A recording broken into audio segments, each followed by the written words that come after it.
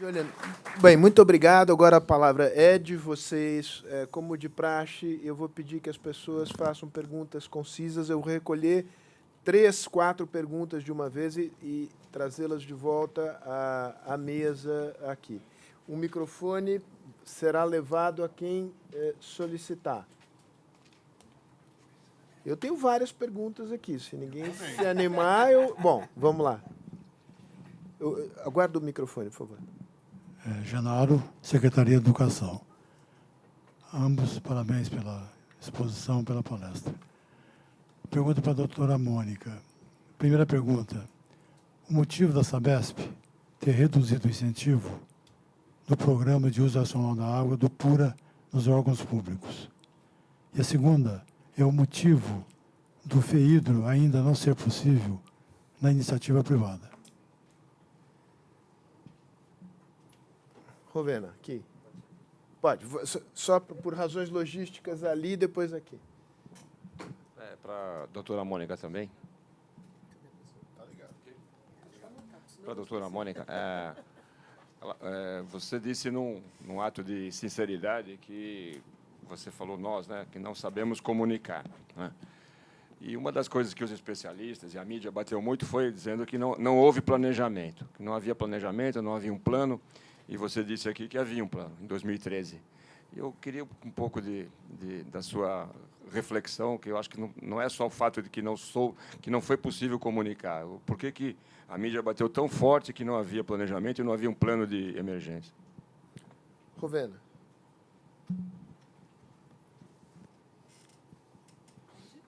A Rovena aqui. A minha questão vai em relação a controle de perdas, mas considerando o perfil demográfico e de renda e das condições urbanísticas da região metropolitana. A região metropolitana, a despeito do PIB, da densidade, ela também concentra os assentamentos subnormais e população em área de risco, que, por questões de regulação, o serviço formal não pode ser prestado. E é essa população que faz, eu estou chamando aqui o roubo da água, que parte dessa perda, certamente, está num levantamento que nós fizemos, tem 2.400.000 pessoas em assentamentos subnormais e em áreas de riscos, só na região metropolitana de São Paulo. Proporcionalmente, esse número é maior em relação ao tamanho da população para a Baixada Santista, ambos atendidos pela Sabesp, que tem que apresentar resultados financeiros para os seus sócios, né? Então, como lida com essa questão da densidade demográfica em áreas de risco e subnormal, que fazem pressão sobre perdas, para além de todas as questões técnicas que você levantou aqui? Muito bem. Acho que o Roberval quer acrescentar. Eu tenho duas que têm muito a ver, muito rapidamente. Mônica, eu olhando os gráficos de redução do consumo, me deu a impressão que a principal redução se deu no setor industrial. Isso não se deveria à crise? E, portanto, a tendência é que volte? Quer dizer, o quanto há de estrutural nessa redução do consumo, o quanto que há digamos, de transitório? A outra pergunta para o Julian, que é a seguinte. Eu entendo, digamos, a tendência natural ao aumento de perdas é um processo de deterioração natural dos equipamentos, o que me leva à questão de qual é a idade média da tubulação. Não sei se é possível. Você pode falar a idade média da frota de veículos. É possível você medir algo análogo para a tubulação de saneamento? E, nesse sentido, digamos, nós temos instalações de que idade? É velha? Qual é o nível, digamos, de reparo e de troca que nós temos que enfrentar daqui para frente? Quer responder agora? Eu acho que talvez o Roberval pudesse... Não? Então, Mônica. Fazer uma rodada? Bom, Eu acho que essa reflexão, por exemplo, sobre o FEIDRO, é uma...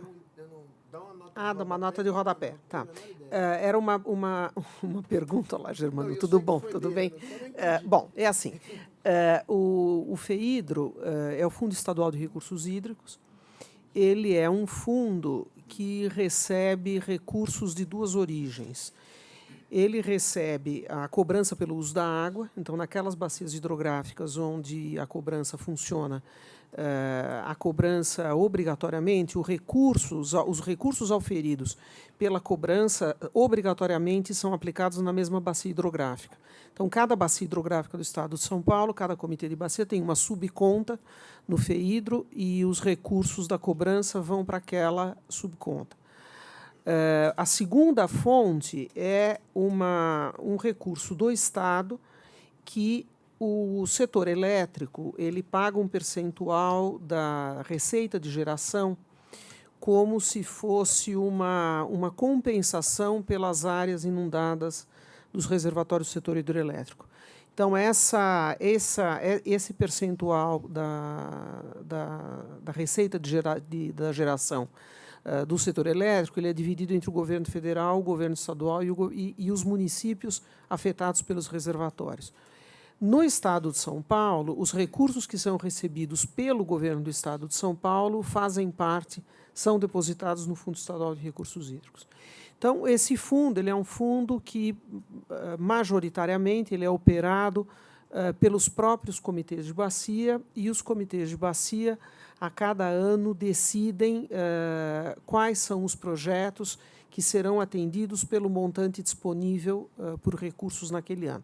São recursos razoavelmente expressivos, quer dizer, a bacia do Alto Tietê, por exemplo, não são recursos que são suficientes para grandes obras, mas são recursos que são extremamente importantes para ações como a questão do programa do uso racional da água, por exemplo. A bacia do Alto Tietê agora, com a implantação da cobrança pelo uso da água, tem aí uma meta de arrecadar da ordem de 40 milhões de reais por ano.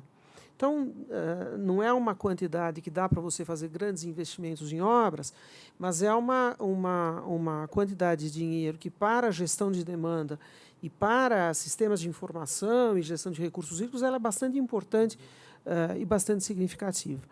Então, o FEIDRO ele, tem uma série de regras de operação por se tratar de recursos públicos e uma das barreiras que a gente tinha, é bom olhar o tempo do verbo, era que exatamente o setor privado, que é um setor que paga pelo uso da água, as indústrias, por exemplo, que pagam pelo uso da água, havia restrições ao acesso do setor privado a esses recursos para fazer melhorias qualquer melhoria que fosse na questão do uso racional da água, da gestão de recursos hídricos, etc.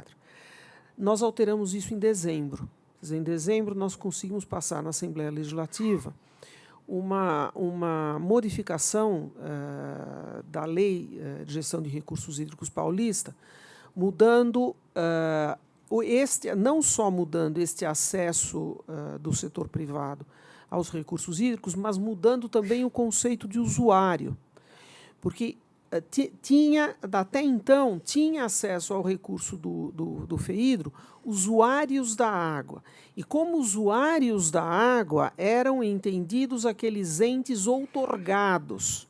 Então, aquele que faz a captação de água. Portanto, também os usuários que estavam conectados a uma rede pública também não tinham acesso ao recurso, não podiam ter acesso aos recursos do FEIDRO.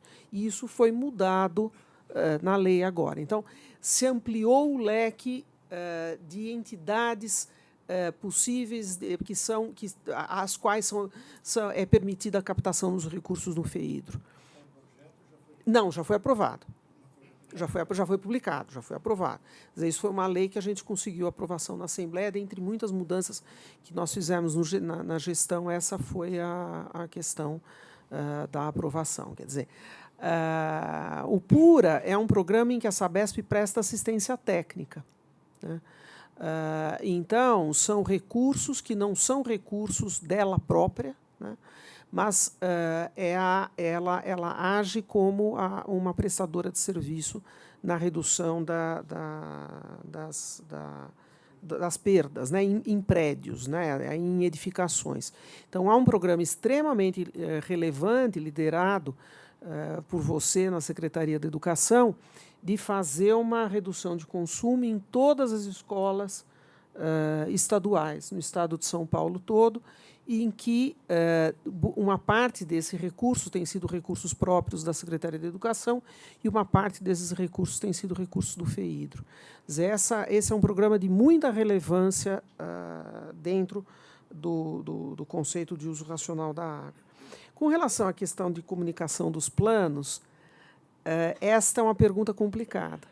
Quer dizer, porque eu acho que isso, de fato, o que a gente percebe nesses momentos de crise, eu acho que isso é parte da nossa... É parte do homem, quer dizer, nós temos muita dificuldade em aceitar crises que são crises e que acontecem porque acontecem, quer dizer, sem que a gente tenha o pleno domínio da causa, né? Então, nós temos uma dificuldade muito grande, talvez algum antropólogo possa explicar isso, quer dizer, nós temos uma dificuldade muito grande em aceitar que há acidentes, quer dizer, há crises, há catástrofes, a quem não se pode atribuir um culpado, né, às quais não se pode atribuir um culpado. E eu acho que um pouco desse problema na crise hídrica de São Paulo é que é muito difícil para a população, de uma maneira geral, imaginar que nós tivemos um acidente de percurso que foi um fenômeno climático. Quer dizer, um fenômeno, portanto, sobre o qual nós não tínhamos qualquer controle. Então, eu acho que há uma tendência à busca de culpados, quer dizer, há uma tendência de caça às bruxas nesse processo, e aí razões como os planos são documentos técnicos que são, e aí eu digo da incapacidade de comunicação, quer dizer, os planos são documentos técnicos que não são planos de conhecimento do grande público, que, muito embora estejam disponíveis, são questões técnicas de leitura complicada, etc. Então, atribuir a falta de planos é um culpado muito fácil da gente encontrar, né? Mas que isso, de fato, não era uma coisa verdadeira. Eu acho que por isso que quando eu coloquei lá naquele último slide aquela nova agenda, que tem estratégias de comunicação, está lá no segundo ponto da nova agenda, né? Porque toda essa questão foi uma questão sempre muito tratada intramuros pelo setor técnico, até que, de repente, aparece uma crise desse tamanho em que a gente tem que começar a lidar com o problema extramuros, porque tem uma população sob risco, né? Então, essa eu acho que é uma pergunta muito boa e que eu acho que, de fato, faz parte do meia-culpa do setor técnico. Eu, novamente, falo aqui isso com muita tranquilidade, porque eu vim para o governo em 2015 e até dia 31 de dezembro de 2014 eu tinha a minha confortável posição neutra de professora de uma universidade, né? Então, eu acho que isso é bastante interessante a gente fazer essa análise pós-facto das dificuldades das estratégias de comunicação. Respondendo à sua pergunta, Sérgio, o setor industrial é um setor que, no estado de São Paulo, pela própria situação de escassez hídrica do estado de São Paulo, é um setor que vem investindo muito fortemente em redução de consumo. Quer dizer, o estado de São Paulo apresenta uma série de vantagens para o setor industrial, quer seja em termos de comércio, em termos de logística, uma série de grandes vantagens para o setor industrial, e o setor industrial percebe que tem na questão hídrica um ponto vulnerável, né? Então, uma série de grandes empresas como Nestlé, Coca-Cola, Ambev, etc., hoje tem programas muito sérios para a redução de consumo. Quer dizer, as fábricas da Coca-Cola aqui em São Paulo estão entre as fábricas que têm o menor consumo de água por litro de refrigerante produzido no mundo.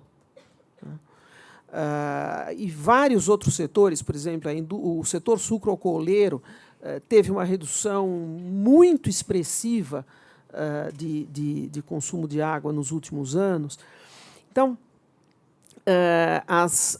os investimentos em melhoria do processo produtivo, em análise do ciclo de produção, em aumento, em reuso de água, quer dizer, os investimentos do setor industrial foram muito fortes nos últimos anos, mesmo numa condição pré-crise. Já há muito tempo, no estado de São Paulo, o setor industrial vem investindo muito fortemente nisso. Depois vou pedir, enfim, licença para fazer um pequeno comentário sobre essa questão de plano e comunicação, porque me toca de alguma maneira. Julian. Bom, a primeira pergunta, então, foi sobre como a Sabesp atua com as áreas irregulares que contribuem para a nossa perda anual. A primeira coisa que eu quero falar, eu não sou do Sabesp, eu sou consultor, tá? Eu não estou atuando diretamente, com essas áreas, tá? Mas o que a gente faz? A gente primeiro mede, né? A gente tem que mapear e medir onde esses setores. Tem núcleos distribuídos, não tem uma área ou outra área, tem que mapear os núcleos, certo? Tem que medir. Se você viu, e a gente pode pôr se quer, o balanço hídrico desagregado, a gente vai ver nas áreas irregulares, a gente está medindo 8% do volume de água usado, tá? Naquelas áreas. Tá? Você citou alguns números de pessoas, mas em percentagem de volume de água é 8% da distribuição total. Tá? Medindo e sabendo o que é problema, depois tem que negociar, depende da área de risco. Né? Algumas áreas podem negociar, e acho que você tem alguns números aqui, Rubaval, que foi trocado, foi negociado, trocado, regularizado, acho que em torno de mais que 300 mil ligações, não foi? Né? Mais que 100 mil, desculpa, ligações na área de risco. Então, já foi negociado e regularizado 100 mil ligações nos últimos tempos, né? Para as pessoas terem uma condição melhor e também para contribuir para reduzir a perda de água. Então, é isso aí. Tem mais para fazer, mas está em processo, certo? Sobre a segunda pergunta, como que é a nossa estoque de tubulação e como que influencia a idade, número de vazamentos, etc. nessa área? Tem tubulação bem velha, como toda cidade. A idade média eu não tenho, não sei se alguém aqui na Sabesp pode me ajudar com idade média, mas tem vários tipos de tubo, tem ferro fundido que está bem velho, tem os PVC que vem dos anos 50, tem o PVC que vem recentemente, a gente tem vários tipos de tubulação lá. Durante o processo de análise de componentes, a gente fez uma análise de tipo de material, tipo de idade de material, diâmetro e número de vazamentos. E a gente está mapeando por setor de abastecimento o índice de vazamento por setor, para conseguir atuar melhor. Quando chega em cima de um certo multiplicador, em cima do mínimo, obviamente aquele setor, aquele subsetor tem que ser colocado dentro da linha para troca de infraestrutura. Né? E aí a gente vai sempre, vai trocar esse aqui, ele vai para baixo e sempre está subindo no ranking para fazer troco. Obviamente, esse é um investimento mais de longo prazo, mais pesado, então, sim. Mas, na verdade, como a idade afeta o número de vazamentos, tem muitas variáveis que tocam nisso. Não é um assunto simples. Eu vou citar alguns. Áreas que estão abastecidas, geralmente por gravidade, tem um abastecimento mais suave. Então, o tubo, independente que ele tem uma vida mais suave, ele não tem toda aquela pressão de bombeamento e parando e indo, para, vai. Então, a gente separa geralmente áreas com bombeamento direto e áreas de gravidade para analisar. que geralmente as áreas com movimento direto têm infraestrutura em pior estado, ou infraestrutura dura, menos. Também, se você tem áreas que passou nos anos atrás, que a gente passou, como as outras cidades em Brasil, passou por rodízio também destruiu tubo. Então, se você tem uma área que antigamente era de rodízio, agora está abastecido, um tubo razoavelmente velho, você pode colocar na cabeça que aquele tubo tem uma vida, vai ter uma vida útil mínimo, menor do que o atual tubo que está entrando na chão. E o último, tem tubos que agora está tudo regularizado o processo, como eu entendi na Sabesp, de novo no sul da Sabesp. Mas em 2004, acho, o setor do planejamento fez um processo certificado de compra de tubo, de instalação de tubo, certificação de encanador, certificação de pessoa que está fazendo pesquisa de vazamento, etc., para dar mais chance daqueles novos tubos que estão entrando no chão agora, dar uma vida normal, vamos dizer, que pode ser 50 anos, 80 anos. A gente tem tubo, por exemplo, que antigamente, e em outras áreas onde não tem tanto controle, que você colocar um tubo de plástico, aquele amigo azul, no sol, e não deixa uma sombra para ele queima. Ele queima ali. Você pode enfiar a estaca de tubo lá, e ele queima o longo tubo. A hora que você coloca ele no chão, e passa um transiente, ele vai rachar tudo aquele tubo. Ou seja, ele tem vida zero. Ele já estava estragado antes ele foi no chão. Esse não é o caso agora, aqui na região. A gente já passou por isso. Mas tem outros fornecedores de água que ainda tem que passar por esses passos básicos, Standard Operating Practice, sabe? De compra até a instalação, até a operação. Esse já passou. Então, a gente está indo para melhor agora. Né? Muito bom. Só complementar aqui, ajudar no debate aqui. A tua pergunta, Sérgio, é muito legal sobre quando você olha o gráfico do consumo, quando atingiu a questão, parece que a parte industrial economizou mais. Acho que a Mônica tem razão, tem um potencial de redução muito grande. Mas, junto com a crise hídrica, veio a crise econômica. Então, efetivamente, a produção diminuiu. Então, você pega o mercado automobilístico, né? A redução notória, né? Parou de produzir carro, com isso, reduziu o consumo. Então, a parte mais correta de análise nossa diz respeito a atividades residenciais, né? Essa realmente foi mudança de comportamento. Na indústria tem uma mistura um pouco, né? Então, queria colaborar com isso aí, complementando a Mônica, né? O Julian comentou em que a questão da infraestrutura em área de bombeamento e rodízio, isso pode piorar muito, né? E essa infraestrutura ser comprometida. E foi por isso, né, que em 2014 e 2015, durante a crise, a Sabesp decidiu, né, nossa Sabesp decidimos não fazer a região metropolitana entrar em rodízio, porque este seria o maior problema de todos, né? Fazer o tubo e voltar. Então, esse foi o motivo da decisão. E aí, compartilhando um pouco, né, o jeito em geral de ser, não consegue comunicar isso de forma correta para a população. Nós, técnicos, sabemos que é isso. E isso foi a decisão mais correta que nós tomamos. A redução de pressão, né, já se deu ao longo de 14? Sim, 14 e 15. A redução de pressão ela vem acontecendo em cima do problema de perdas. O que aconteceu 14 e 15 foi que você foi ao extremo da redução. Você foi ao extremo, deixando a água só com 1 metro de coluna, então não subia, não entrava na casa. Tá? Então é por isso que aconteceu isso em 14 e 15. O programa de multa e bônus foi adotado foi em só 14. em 15? Não, 14. 14. O bônus em 14 e o ônus em 15. Um ano com bônus, depois entrou o ônus. Aí foi 15 com bônus e ônus. Então eu queria só falar por isso que a gente não adotou o rodízio.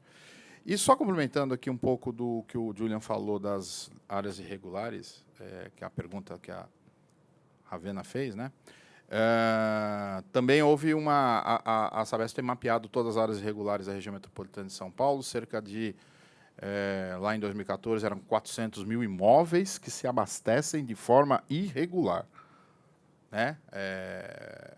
Consome água, e não é só o consumir o problema é que toda a infraestrutura é clandestina, então vaza muita água nos tubos, né? Você tem perda real e aparente. Junto, você tem a real, a aparente e a social junto, né? Nós aceleramos o nosso programa de regularização, porque aí nós vamos falar que isso é um legado, abre aspas, né, bom da crise. Com a crise, todos os órgãos de controle ficam mais... te atende, né? Então, nós conseguimos ir ao Ministério Público, ir aos promotores e dizer, nós precisamos regularizar, o cidadão está instalado de forma irregular, o terreno não é dele. É verdade, a gente impõe a água para ele, no dia que você mandar tirar, eu tiro. Né? Eu só deixo ele se abastecer normalmente, tem uma questão social aí, que ele vai receber a conta com o seu nome, mas é um programa de redução de perdas, a gente regularizar esse cidadão. Então, a gente acelerou, conseguiu o aval do Ministério Público e das prefeituras, e aceleramos, lançamos o programa Água Legal. Em 3 anos, a gente conseguiu regularizar 100 mil ligações. Então, hoje, nós temos mapeado 300 mil ligações para serem regularizadas. Destas, 120 mil ainda continua no programa. Nos próximos 2 anos, a gente regulariza. Tem uma parte que a gente não pode fazer, porque senão a gente é preso, que é aquela que tem problema ambiental ou fundiário. Ambiental ou fundiário. Por exemplo, tem cidadão que mora dentro da cota da represa. Billings ou Guarapiranga ou Itaiaspeba, né? Esse a gente não pode porque está dentro da represa. Ambientalmente, nós não podemos. O fundiário é um imóvel um terreno que foi invadido e o terreno é particular. Tem dono. Se você for lá, você faz parte da ação, você vai ser também fazer parte do problema, né? Então, tem muita coisa que andou aí. Eu acho que foi uma pergunta muito legal, que faz parte, 8% da água, que o Julian comentou, na região metropolitana de São Paulo, é para esse cidadão. Se a gente não atuar nisso, a gente não consegue reduzir perda. Tá? Muito bom. Muito obrigado, Roberto, pela complementação. Eu faço um último comentário para encerrar. Um comentário e um testemunho. Passados 3 anos, acho que não tem nenhum problema compartilhar. Gerson Kelman assumiu a Sabesp no início de 2015, janeiro de 2015. Em março, ele veio aqui, numa situação igual a essa. Eu estou fazendo esse comentário para buscar relacioná-lo com o conceito de risco, que risco é, digamos, a probabilidade de um evento ocorrer multiplicado pelo impacto que esse evento poderá produzir. E que eu acho que é uma coisa importante da sociedade brasileira, da sociedade paulista, internalizar isso com muita clareza. Porque eu poucas vezes fiquei tão assustado com uma situação de eventual calamidade pública quanto eu fiquei naquele dia, na conversa que Gerson teve comigo, não aqui, quando nós saímos e fomos conversar na minha sala. E ele disse, olha, Sérgio, eu assumi aqui, a situação é a seguinte, nós temos aqui planos de contingência que nós esboçamos, mas o fato é que, se houver repetição do fenômeno climático este ano, que houve no ano anterior, nós caminhamos para um cenário sobre o qual nós não temos, a rigor, previsibilidade e controle. Eu disse lá que a gente sabe como manter as unidades, os hospitais, os serviços essenciais. A verdade é o seguinte, nunca ocorreu numa aglomeração deste tamanho, uma sequência de 2 episódios climáticos como esse. Enfim, era rezar para São Pedro. Claro, vocês estão tomando uma série de medidas, mas ele diz, olha, Sérgio, todas as medidas que nós estamos tomando, algumas são de maturação muito longa, os investimentos que agora, felizmente, amadureceram. A Folha de São Paulo reclama que alguns atrasaram, mas o importante é que eles estão sendo entregues agora. Mas ele diz, tudo que pode surtir efeito no curto prazo é irrisório diante de um cenário de repetição. E realmente eu saí. E aí ele falou, olha, Sérgio, nós vamos ter que começar a pensar em situação de remoção de grandes contingentes populacionais. Este tipo de cenário distópico deixará de ser pura fantasia. Então, termino dizendo que eu acho que tem um ensinamento de um caso concreto, mas também um aprendizado conceitual que a gente precisa internalizar para aumentar a resiliência. E isto tem custo, tem mudança de comportamento E tem também uma avaliação que a sociedade paulista acho que precisa fazer com relação à tarifa dos serviços. Porque quando você tem um custo você pagar um seguro, muitas vezes. E essa discussão nunca é colocada de maneira franca e aberta para a população. Eu acho que espaços como esse servem para empurrar a discussão nessa direção. Então, eu queria, mais uma vez, agradecer vocês aqui pela ótima conversa, pelas exposições, pela presença de todos até altas horas da noite. E, Roberval, vamos fazer novos eventos, porque acho que a gente tem, de fato, acumulado, eu, pelo menos, sinto que a gente tem acumulado aqui um certo conhecimento nessa área e podido disseminar. Tudo isso é gravado, foi transmitido ao vivo, enfim, a gente faz o possível para dar a divulgação merecida a esse tipo de evento. Então, parabéns a todos, obrigado pela presença. Obrigado.